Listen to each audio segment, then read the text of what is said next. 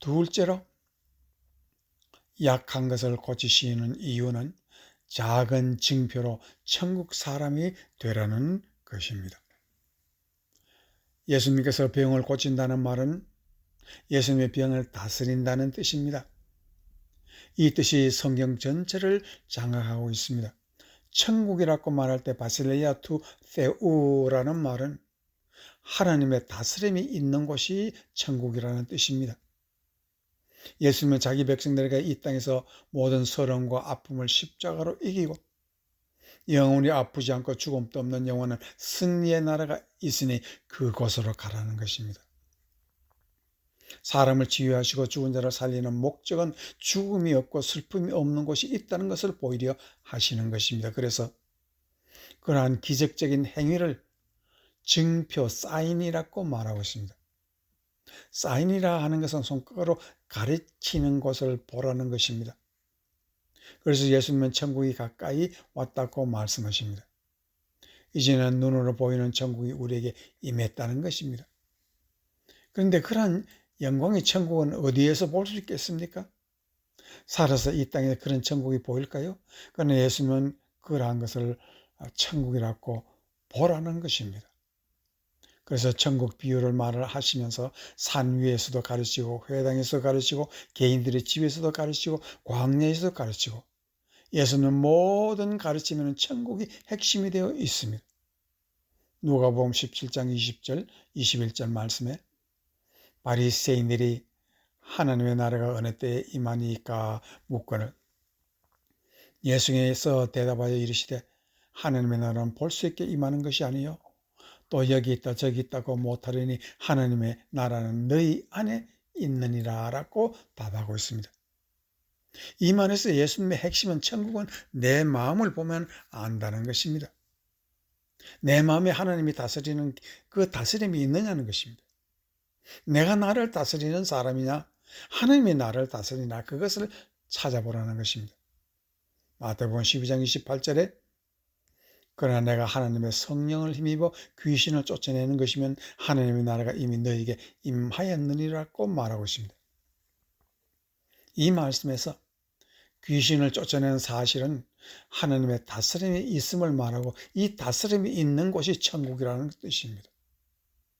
즉 하나님의 다스림이 내 가슴에 있다면 내 가슴에 천국이 임한 것이고 내가 천국 사람이라는 말입니다. 그런데 하나님은 내 마음을 어떻게 다스릴까요? 그 유명한 마태복음 13장의 천국 비유는 한마디로 말씀으로 하나님은 우리의 마음을 다스린다고 합니다. 말씀이 성령으로 임하면 거기서 하나님의 다스림이 시작된다고 말합니다. 그것을 쉽게 말해서 니고데모가 다시 태어나는 것을 이해 못할 때 말씀과 성령으로 거듭나라는 말씀을 하시며 그 내용은 말씀이 너의 마음을 다스리게 하라는 뜻입니다. 말씀이 무엇입니까? 바로 로고스라는 예수님 자신입니다. 예수님이 말씀으로 질병을 다스리고 마귀를 다스리고 제자들의 마음을 다스리는 사실이 바로 천국이라는 것입니다. 여기서 우리는 유명한 성경 말씀을 생각해 봐야 합니다. 이 말씀이 어떻게 우리의 마음에 들어오는지를 알아내는 것입니다. 그래서 요한복음 1장 12절 14절 말씀에 보면 영접하는 자 곧 그 이름을 믿는 자들에게 하나님의 자녀가 되는 권세를 주셨으니라고 말하고 있습니다. 이 유명한 말씀은 말씀을 영접해야 한다는 것입니다. 영접한다는 말은 그리스 말에서 말씀을 음식처럼 받아라는 뜻입니다. 그리고 말씀을 먹듯 입에서 씹고 맛을 보며 향기를 맡고 달고 오묘한 맛으로 감사하며 먹으라는 뜻입니다. 이것이 바로 믿음이라는 것입니다. 말씀을 믿는다는 것은 말씀의 맛을 알고 먹는 행위를 말하고 있습니다. 말씀이 양식이 되어 말씀을 먹지 않으면 허해질 뿐만 아니라 마음이 병들고 약해진다는 사실을 분명하게 깨달으라는 뜻입니다. 그래서 말씀이 곧 생명이라는 것이고 이 믿는 사람을 하나님의 자녀가 된다고 말하고 있습니다. 또 하나님의 자녀가 되는 권세라고 말할 때 이 권세라는 말은 하나님의 말씀으로 우리를 다스린다는 뜻입니다. 그래서 하나님의 다스림이 있기 때문에 내가 바로 천국이고 내 마음에 천국이 임했다는 것입니다. 그래서 다윗처럼 말씀을 죄로 묵상하는 사람이 된 것입니다. 묵상이라는 말은 입으로 조용히 읊조린다는 뜻인데 마치 소가 되새김을 하듯이 말씀을 꺼내어 묵상함으로 내가 걸어가는 하루가 말씀을 따라서 다스림을 받았는가 아닌가를 묵상한다는 말씀입니다. 그리고 이것이 회개하는 마음입니다. 천국 백성이 아름다운 것은 이와 같이 말씀과 함께 살며 말씀을 묵상하며 내 잘못을 회개할 때 하나님의 나를 주님의 천국의 보화로 삼으신다고 말하고 있습니다. 그래서 출애굽기 19장 5절 말씀에 보면은 세계가 다 내게 속하였나니 너희가 내 말을 잘 듣고 내 언약을 지키면 너희는 모든 민족 중에서 내 소유가 되겠고. 이때 소유라는 단어는 특별한 뜻이 있습니다. 히브리 단어로서 이 소유는 세굴라라고 하는데 보화라는 뜻입니다. 이 말씀에 천국의 비밀이 들어 있습니다. 성경이 언약서라는 뜻도 이 말씀에 있습니다. 인생의 신비도 이 말씀에 있습니다.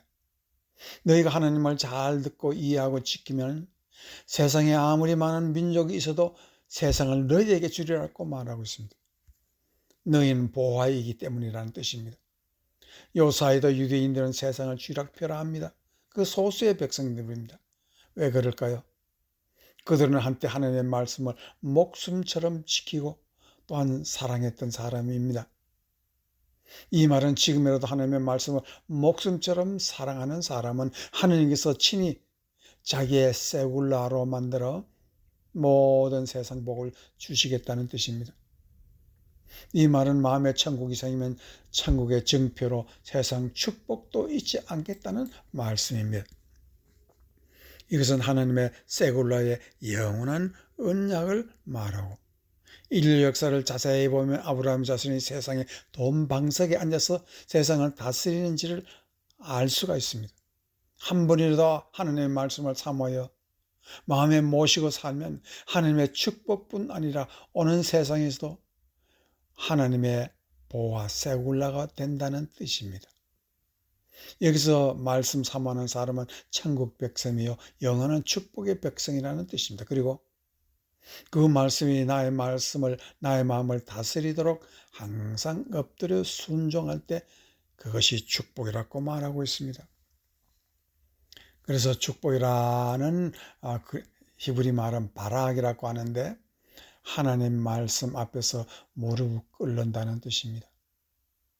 바울은 에베소 장로들과 함께 밀레도 바닷가에 엎드려 눈물로 기도하면서 사도행전 20장 24절에서 내가 달려갈 길과 주 예수께 받은 사명 곧 하나님의 은혜의 복음을 증언하는 일을 마치려 하면은 나의 생명을 조금 더 귀한 것으로 여기지 아니하노라라고 고백하면서 이 땅의 천국의 임재를 강구하고 있습니다.